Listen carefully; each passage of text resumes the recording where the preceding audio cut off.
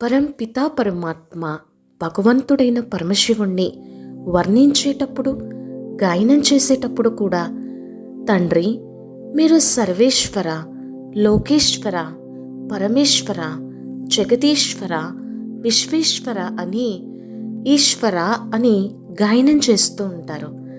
అలాగే ఆయన కోసం గాయనం చేసేటప్పుడు, వర్ణించేటప్పుడు కూడా ఇలాంటి మహిమతో వర్ణిస్తూ ఉంటారు. కార్తీక మాసంలో కూడా ముఖ్యంగా మనకి ఎక్కడ చూసినా ఈ పాట వినిపిస్తూ ఉంటుంది. అదే ఓంకారం సృష్టిసారం విధి విధి లిఖితం మోక్షదక్షం సుభిక్షం గం గాం గం దివ్యలింగం గజముఖ వినుతం స్నానపూర్ణ సమక్షం వేదార్థం వ్యాసపీఠం సురముని సహితం శాంతికాంతం సుకాంతం విశ్వేశం చిత్ప్రకాశం శ్రితజనవరతం కాశీనాథం నమామి అని ఆయన కోసం గాయనం చేస్తారు. అంటే తండ్రి మీరు ఈ సృష్టికి మూలం, ఈ సృష్టికి ఆదిపిత, ఈ సృష్టికి సారం ఓంకారం అనగా సృష్టి స్థితి లయము యొక్క త్రిమూర్తి కర్తవ్యాన్ని చేసేటువంటి త్రిభువనేశ్వరుడు మీరు, త్రిమూర్తినాథుడైనటువంటి తండ్రి మీరు. విధి విధి లిఖితం అంటే మనం చేసినటువంటి కర్మలకి మన భాగ్యాన్ని రాసేటువంటి భాగ్యవిధాత. కానీ మనకి పురాణాలలో, శాస్త్రాలలో ఎలా చూపిస్తారు?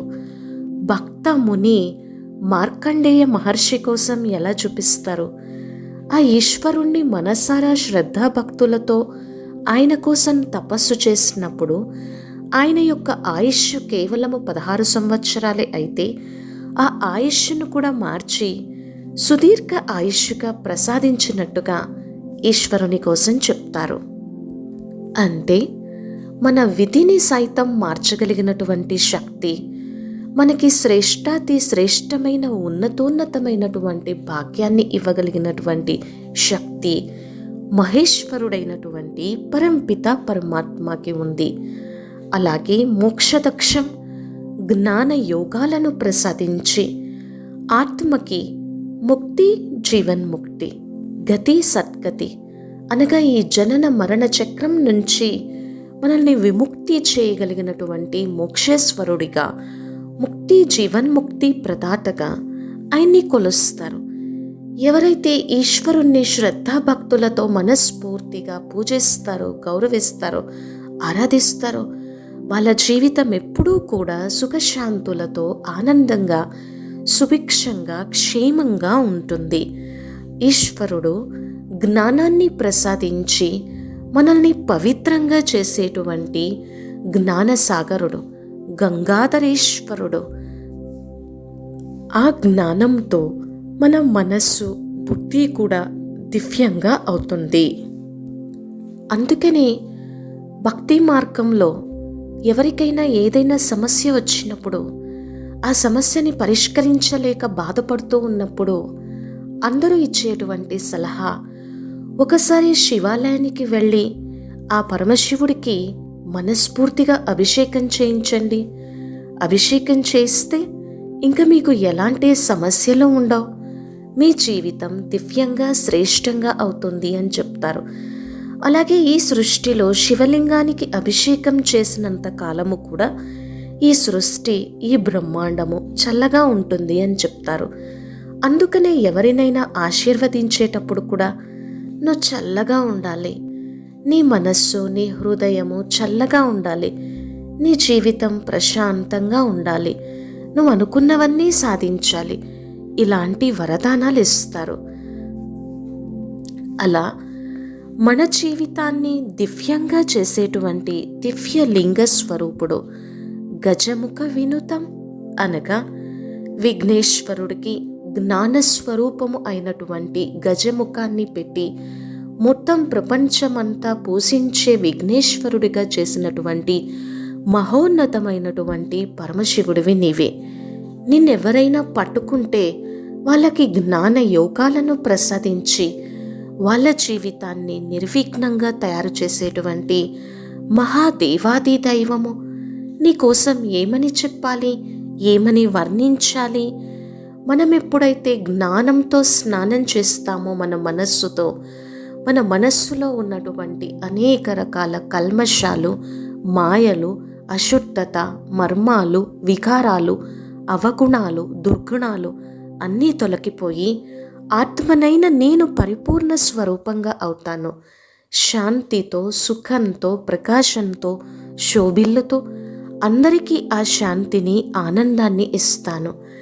ఓ విశ్వానికి అధిపతి అయినటువంటి విశ్వేశ్వర, నీవు కానీ నా మనస్సులో ఉన్నా, నా హృదయంలో ఉన్నా, నేను నీ దృష్టిలోకి వచ్చిన నా మనస్సు కూడా ప్రకాశింపబడుతుంది. నా చిత్తంలో ఉన్నటువంటి అన్ని రకాల దోషాలు, నెగిటివిటీ తొలగిపోయి నేను ప్రకాశిస్తాను. అటువంటి కాశీనాథుడికి, అటువంటి విశ్వేశ్వరుడికి నమస్కారము అని దీన్ని చెప్తారు. ఎప్పుడైతే మనల్ని మనం మర్చిపోయి పరమాత్ముని యొక్క ప్రేమలో లవలీనమయ్యి ఇలా గాయనం చేస్తామో, ఈ బాధలని, కష్టాలని, సమస్యలని నేను ఎదుర్కొని నిలబడగలను అనేటువంటి ధృతి, పట్టుదల, ఆత్మస్థైర్యము మనలో వస్తాయి. అలాగే వీటిని నేను పరిష్కరించుకోగలను. అలాగే భవిష్యత్తులో కూడా ఎలాంటి పాపకర్మలు, వికర్మలు ఏమీ కూడా చేయకుండా సదా శ్రేష్ఠ కర్మలే చేసేటువంటి జ్ఞాన యోగాలతో కూడినటువంటి ఉన్నతోన్నతమైనటువంటి శక్తి మనస్సులో ఇమర్జ్ అవుతుంది. అలాగే ఎప్పుడైతే భగవంతుని కోసం మనము విన్నా, మనము కీర్తనం చేసిన ఆయన గుణాలని స్మరించిన, ఏదో ఒక రూపంలో తనువుతోనూ, మనస్సుతోనూ, ధనంతోనూ సేవ చేసిన భగవంతుని యొక్క దృష్టి మన వైపుకి ప్రసరిల్లుతుంది, మన వైపుకు తిరుగుతుంది. మరి భగవంతుని యొక్క దృష్టి మన మీద ఉన్నప్పుడు, భగవంతుని దృష్టిలో మనం ఉన్నప్పుడు మన సమస్యలన్నీ కూడా ఎట్టి పరిస్థితుల్లో పటాపంచలవుతాయి. ఆ సమస్యల నుంచి మనము తప్పకుండా ముక్తిని పొందుతాము, పరిష్కారాన్ని వెతకగలము, సమాధాన స్వరూపంగా కాగలము. అంతేకాకుండా సదాశివ అంటే శుభాన్ని, సుఖాన్ని, ఆనందాన్ని ఇచ్చేటువంటి వాడు. దాన్ని ఎలా చెప్తారు అంటే లౌకిక, పారలౌకిక సుఖం, మోక్ష సుఖం, వైరాగ్య సుఖం, జ్ఞాన యోగాలు ప్రసాదించి అతీంద్రియ సుఖం, ఎప్పుడూ సుఖంగా సంతోషంగా ఉండేటువంటి సుఖం లేదా వరదానాన్ని ఇచ్చేటువంటి వాడు కూడా ఆయనే.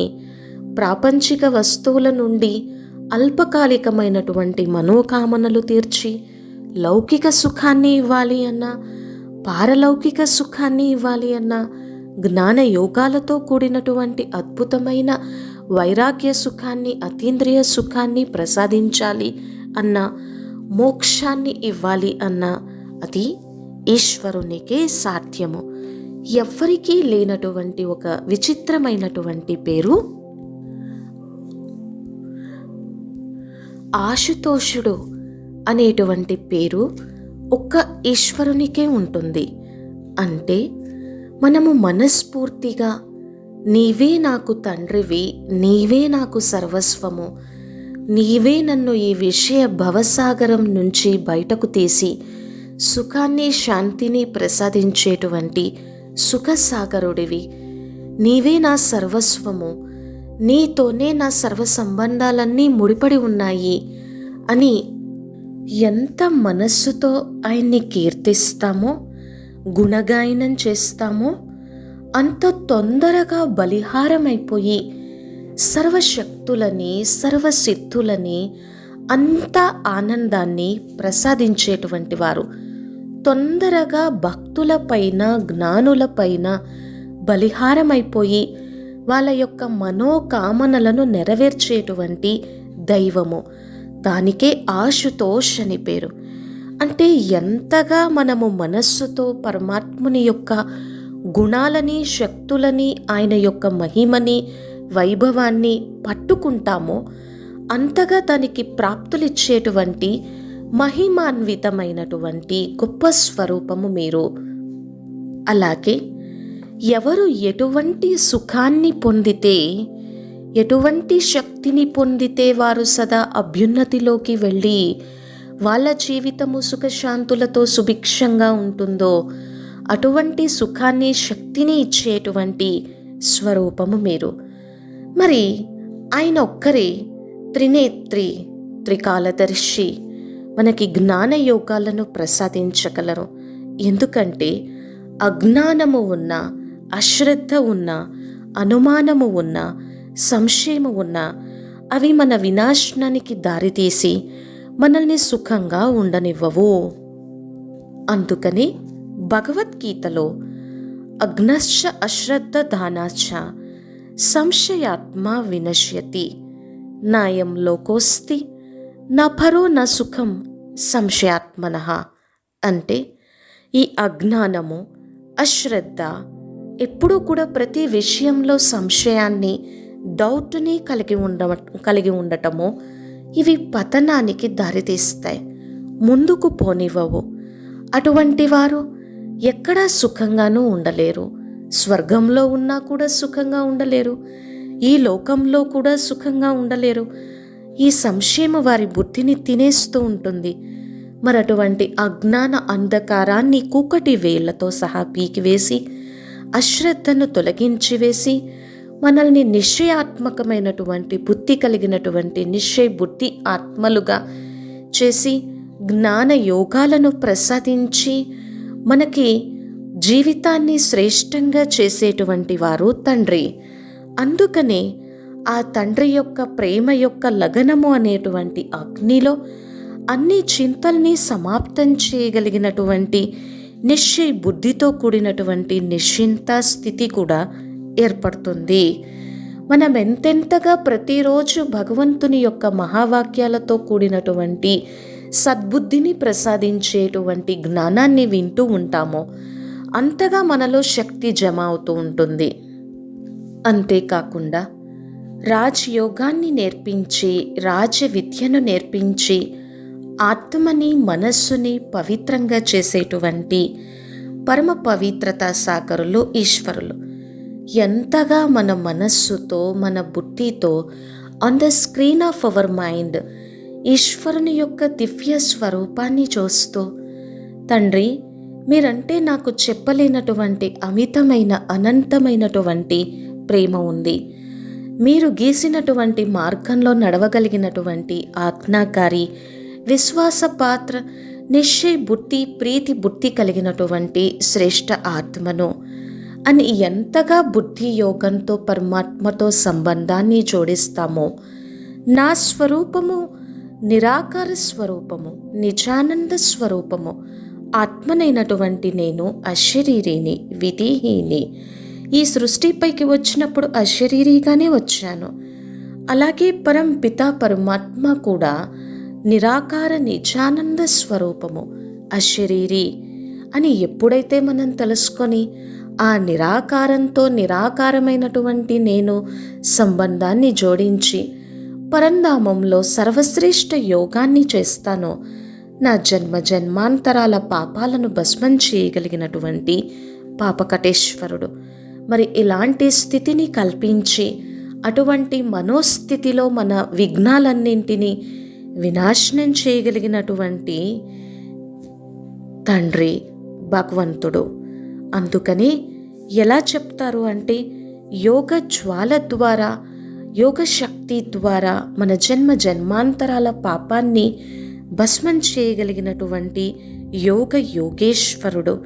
మరి ఇలాగ మనల్ని ఎప్పుడూ కూడా కాపాడుతూ మన మనస్సు, మన జీవితము సదా సురక్షిత స్థానంలో ఉంటూ, నిర్భయంగా, నిశ్చింతగా ఉంటూ మనము ఎంతగా మనస్సుతో ఆయనకి దగ్గర అవుతామో అంతగా సదా మీరు నా మధురమైన పిల్లలు, నా కంటి కనుపాపలు, నా హృదయ సింహాసనాధికారి పిల్లలు అని అన్ని వరదానాలతో మన జీవితం ఎప్పుడూ సర్వశ్రేష్టంగా, క్షేమంగా, ఆనందంగా చేయగలిగినటువంటి ఆనంద సాగరులు ఈశ్వరులు. ఇలా ఎప్పుడైతే సమస్యలున్నప్పుడు, కష్టం ఉన్నప్పుడు, మనస్సు బాగలేనప్పుడు ఇలా మనము ధ్యానం చేస్తామో, పరమశివుని కోసమో దృష్టి పెడతామో, అప్పుడు వాటన్నింటినీ ఎదుర్కొని పరిష్కరించి నిలబడగలిగినటువంటి శక్తి, సామర్థ్యము మనలో ప్రాప్తిస్తాయి. అలా మనము సమస్య ముక్తంగా అయ్యి పరిస్థితులన్నింటినీ అధిగమించి సుఖశాంతితో ఉంటూ మొత్తం విశ్వానికి శాంతి దానం చేయగలిగినటువంటి పవిత్రతా శక్తితో కూడినటువంటి పవిత్రతా కిరణాలను ఇవ్వగలిగినటువంటి జ్ఞాన యోగ స్వరూపంగా, నిశ్చింత స్వరూపంగా, సమస్య ముక్తంగా, సమాధాన స్వరూపంగా, నివారణ స్వరూపంగా, విఘ్న వినాశక స్థితిలో ఉండేటట్టుగా మనల్ని చేయగలిగినటువంటి స్వరూపము. మరి ఎంతగా ఈశ్వరుని యొక్క స్వరూపాన్ని తెలుసుకొని మన మనస్సుని ఆయనతో కనెక్ట్ చేస్తామో, మన మనస్సులో, మన హృదయంలో ఆయన స్వరూపాన్ని జ్ఞాపకం చేస్తామో, ఎంతగా మనస్సుతో ఆయనకి దగ్గరగా అవుతామో అంతగా మన జీవితము శ్రేష్టంగా, ఆనందంగా ఉంటుంది.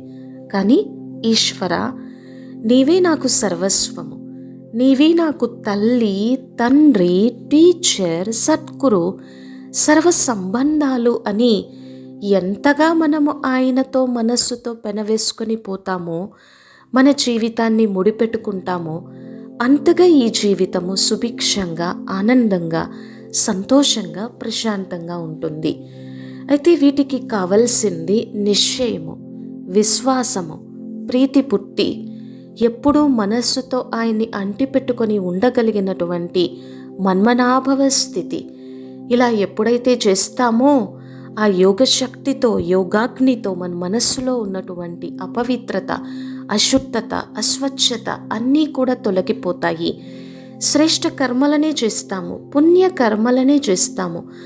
మనస్సుని ఎప్పుడూ కూడా సన్మార్గంలో నడపగలము. ఈ శక్తి మనకి చాలా గొప్పగా పనిచేస్తుంది.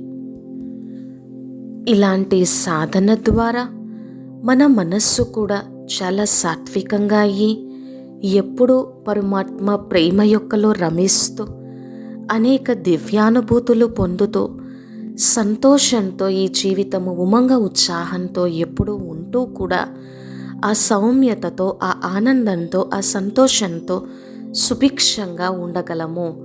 అందుకని సదాశివుడు అంటే సర్వ శుభాలని, సుఖాలని, ఆనందాన్ని ఇచ్చేటువంటి వాడు.